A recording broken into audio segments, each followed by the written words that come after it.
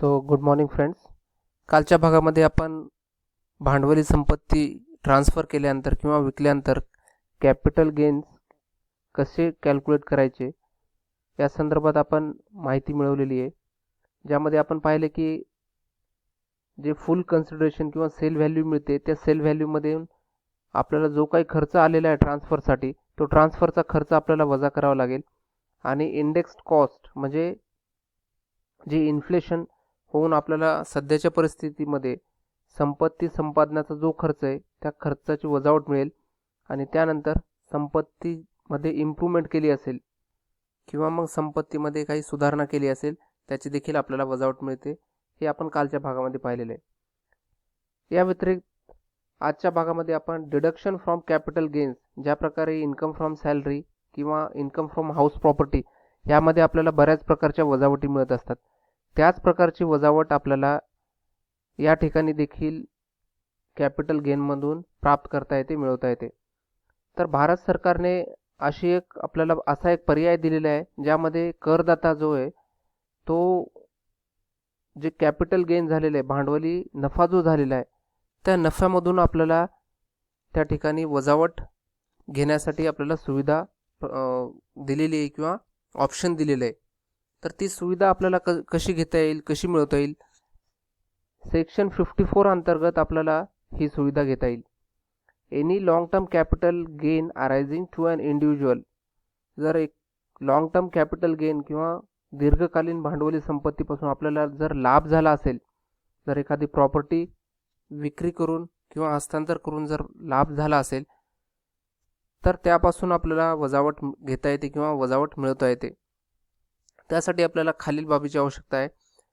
Shall be exempt to the extent such capital gain is invested in the following.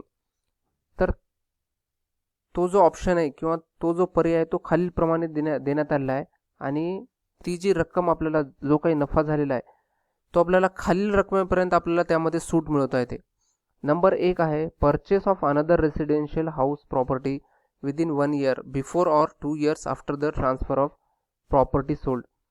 जर आपण एखादी property आपण transfer केलेली आहे, जी जुनी प्रॉपर्टी आहे ती ट्रान्सफर केली किंवा विक्री केली, तर त्याच्या 1 वर्षापूर्वी आपण नवीन फ्लॅट घ्यायला हवं किंवा 2 वर्षाच्या आतमध्ये तरी जी प्रॉपर्टी ट्रान्सफर झालेली आहे ती प्रॉपर्टी ट्रान्सफर झाल्यापासून 2 वर्षाच्या आत तो जो पैसा आलेला आहे त्या पैशाचा आपण वापर केला पाहिजे किंवा एखादी नवीन प्रॉपर्टी आपण घेतलेली असली पाहिजे. म्हणजे जी जुनी प्रॉपर्टी आपण ट्रान्सफर केलेली आहे त्याच्या 1 वर्ष अगोदर नवीन प्रॉपर्टी घेतलेली असली पाहिजे किंवा ट्रान्सफर झाल्यापासून 2 वर्षाच्या आत नवीन प्रॉपर्टी घेतलेली असली पाहिजे. हे झाला नंबर 1 पर्याय. नंबर 2 पर्याय आहे construction of residential house property within a period of 3 years. ज्यावेळेस आपण जुनी प्रॉपर्टी ट्रान्सफर केली आहे त्याच्या 3 वर्षामध्ये आपण एखादं नवीन घर बांधलेलं असलं पाहिजे किंवा नवीन घर बांधलं पाहिजे. स्वतःच्या राहण्यासाठी असेल किंवा किरायाने देण्यासाठी असेल, तर तो जो पैसा आलेला आहे आपण जुनी प्रॉपर्टी विकून किंवा हस्तांतर करून जो पैसा आलेला आहे त्या पैशाचा वापर नवीन घर बांधण्यासाठी केला पाहिजे प्रॉपर्टी ट्रान्सफर झाल्यापासून 3 वर्षाच्या आत, किंवा provided that the new residential house property purchased or constructed is not transferred within a period of 3 years from the date of acquisition. जर आपण नवीन एखादं घर बांधलेलं आहे किंवा नवीन फ्लॅट घेतलेलं आहे तर ते नवीन घेतलेलं त्या नवीन फ्लॅट किंवा घराला आपण 3 वर्षाच्या कालावधीमध्ये आपण ट्रान्सफर केलं नाही पाहिजे किंवा विकलं नाही पाहिजे. जर ते विकलं असेल आपण, again that income will be calculated as capital gain. परत ते जे उत्पन्न झालेले आहे आपल्याला किंवा लाभ जो होईल त्याला कॅपिटल गेन म्हणूनच आपल्याला मानता येईल. तर या ठिकाणी आपल्याला डिडक्शन कसं मिळवता येईल, तर डिडक्शन खालील कोणत्याही एका मार्गाने मिळवता येईल किंवा तिन्ही मार्गाने मिळवता येते. एकतर नवीन हाऊस प्रॉपर्टी आपण 3 वर्षाच्या आत बांधकाम केलं पाहिजे किंवा विक्री करायच्या अगोदर 1 वर्षापूर्वी किंवा विक्री झाल्यानंतर हस्तांतर झाल्यानंतर 2 वर्षाच्या आत नवीन प्रॉपर्टी घेतलेली असली पाहिजे. ह्या काही त्या डिडक्शन मिळवण्यासाठी युक्त्या आहेत किंवा ऑप्शन देण्यात आलेले आहेत. आता आपल्याला quantum of deduction under section 54, तर आपल्याला या रकमेची वजावट कुठपर्यंत मिळू शकते, तर capital gain shall be exempt to the extent it is invested in the purchase or construction of another house. जे कॅपिटल गेन झालेलं आहे, भांडवली लाभ जो झालेला आहे, तो लाभ त्या रकमेपर्यंत, जेवढा लाभ झालेला आहे तेवढ्या रकमेपर्यंतच, किंवा जो आपण रक्कम जी लाभ झालेला आहे ती रक्कम जेवढी गुंतवणूक केलेली आहे त्या रकमेपर्यंतच आपल्याला लाभ मिळवता येईल. म्हणजेच भांडवली लाभ जो येतो, तर भांडवली लाभ जो झालेला आहे त्या रकमेपर्यंत आपल्याला सूट मिळवता येते, त्याच्यावर आपल्याला सूट मिळवता येत नाही. If the capital gains amount is equal to or less than the cost of the new house. जर आपल्याला जो भांडवली लाभ झालेला आहे तो भांडवली लाभ नवीन घराच्या किमती एवढाच जर असेल किंवा त्यापेक्षा कमी असेल, लक्षात घ्या, जर जो भांडवली लाभ झालेला आहे तो भांडवली लाभ एकतर त्या भांडवली लाभाच्या एवढी रक्कम आपण नवीन घरामध्ये गुंतवलेली पाहिजे, किंवा नवीन जो भांडवली लाभ झालेला आहे त्याच्या कमी रक्कम आपण त्या नवीन घरामध्ये गुंतवलेली असली पाहिजे. तर जेवढी आपण रक्कम गुंतवलेली आहे तेवढी गुंतवलेली रकमेचीच आपल्याला सूट घेता येईल, त्यापेक्षा जास्त रकमेची सूट आपल्याला मागता येणार नाही. म्हणजे जेवढी भांडवली संपत्तीपासून लाभ झालेला आहे तर त्या रकमेच्या वर आपल्याला सूट मागता येणार नाही. जेवढी रक्कम आपण गुंतवणार आहोत बांधकामासाठी किंवा नवीन घरासाठी तेवढ्या रकमेची आपल्याला वजावट घेता येईल. If the amount of capital gain is greater than the cost of the new house, if the amount of capital gain is greater than the cost of new house, जर नवीन घरापेक्षा, जे नवीन घराला आपण जी किंमत दिलेली आहे त्या किमतीपेक्षा जर कॅपिटल गेन जर जास्त असेल, तर आपण जेवढी गुंतवणूक केलेली आहे तेवढ्या गुंतवणुकीची आपल्याला वजावट मिळेल.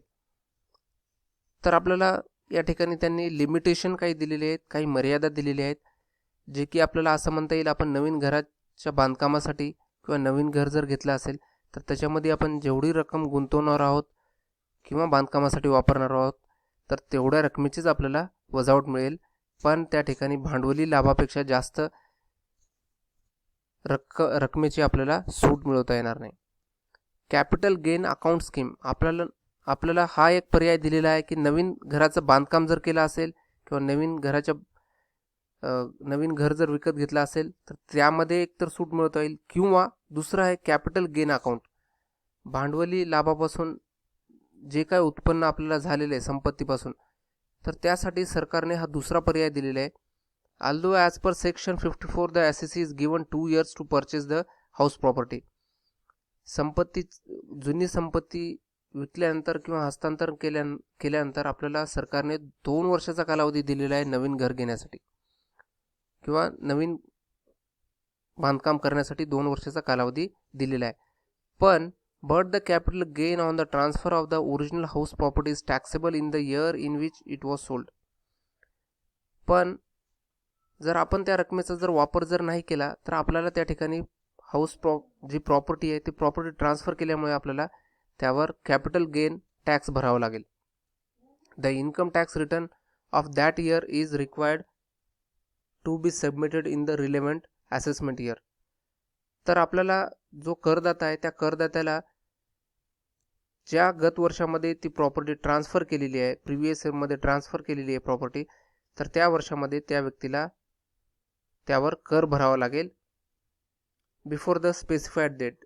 जी काही तारीख गव्हर्नमेंटने दिलेली आहे त्या तारखेच्या अगोदर इन्कम टॅक्स भरावा लागेल. Hence the assessee will have to take a decision for the purchase or construction of the house property till the date of furnishing of the income tax return. त्याचप्रकारे करदात्याला हा देखील निर्णय घ्यावा लागेल की आपल्याला एकतर नवीन प्रॉपर्टी विकत घ्यायची आहे किंवा घर बांधायचे. कधीपर्यंत घ्यावा लागेल हा निर्णय, तर जी डेट दिलेली आहे त्या डेटच्या अगोदरच त्या व्यक्तीला हा निर्णय घ्यावा लागेल. To avoid the above situation the income tax act specifies and alternative. आता हे जे आपल्याला या ठिकाणी एक अट दिलेली आहे की या ठिकाणी तुम्हाला कॅपिटल गेन जे आहे ते तुम्ही 2 वर्षाच्या कालावधीमध्ये हे पैसे जे आलेले आहेत ते गुंतवून टाका, म्हणजे नवीन प्रॉपर्टी घ्या किंवा बांधकाम तरी करा. जर हे आपल्याला 2 वर्षामध्ये ठरलेलंच आहे आपलं बांधकाम करायचं, पण त्या ठिकाणी आपल्याला गव्हर्नमेंटला हा टॅक्स देखील दाखवायचा नाही आहे किंवा नसेल, तर अशा वेळेस गव्हर्नमेंटना अजून एक पर्याय उपलब्ध करून दिला आहे, तो म्हणजे capital gain account.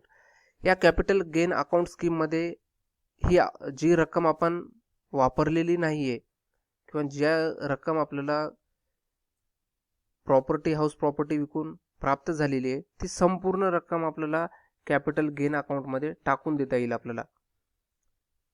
The amount of capital gain which is not utilize by the assessee, म्हणजे ज्या रकमेचा करदात्याने वापर केलेला नाही आहे, ती संपूर्ण रक्कम कॅपिटल गेन अकाउंटमध्ये डिपॉझिट करता येईल, टाकता येईल. आणि जेव्हाच आपलं बांधकाम सुरू होईल तेव्हाच आपल्याला ही रक्कम काढून घेता येईल आपल्या बांधकामासाठी.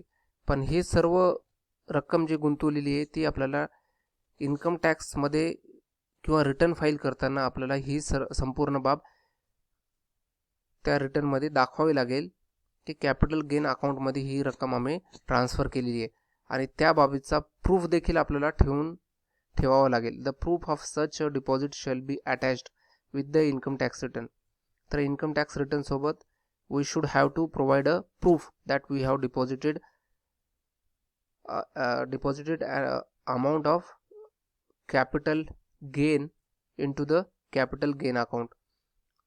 In this case, the amount already utilized by the assessee for the purchase or construction of the new house shall be eligible for exemption.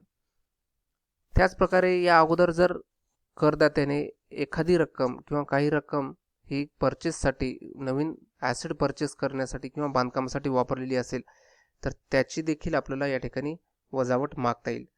In case the assessee deposits the amount in the capital gain account scheme but does not utilize the amount deposited for the purchase or construction of a residential house within a specified period, the amount not so utilized shall be charged as capital gain.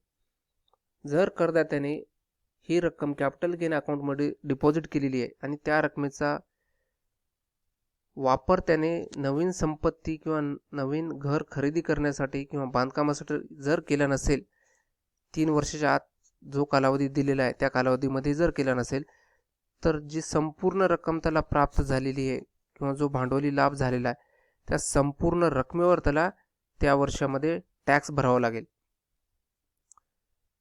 From the date of sale of the original asset and it will be long term capital gain. आणि त्याला दीर्घकालीन भांडवली संपत्तीपासून लाभ झालेला आहे असं गृहीत धरून त्याला त्या संपूर्ण रकमेवर टॅक्स भरावा लागेल. तर या ठिकाणी आपल्याला 2 पर्याय दिलेले आहेत. एक तर नवीन घरामध्ये तुम्ही नवीन घराचं बांधकाम करा किंवा नवीन घर विकत घ्या, किंवा मग कॅपिटल गेन अकाउंट स्कीममध्ये तुम्ही राहिलेला जो निधी आहे किंवा राहिलेला जो नफा आहे तो ट्रान्सफर करा. अशा प्रकारे आपल्याला या ठिकाणी कॅपिटल गेन जे झालेले आहेत त्यामधून आपल्याला वजावट घेता येईल. या पुढच्या भागामध्ये आपण प्रॅक्टिकल प्रॉब्लेम पाहणार आहोत. त्या अगोदर तुम्ही परत एक वेळेस जे काही नियम आहेत capital gain, income from capital गेनचे, ते नियम एक वेळेस लिहून घ्या आणि त्याचा अभ्यास करा. पुढच्या भागामध्ये आपण प्रॉब्लेम पाहणार आहोत. थँक्यू.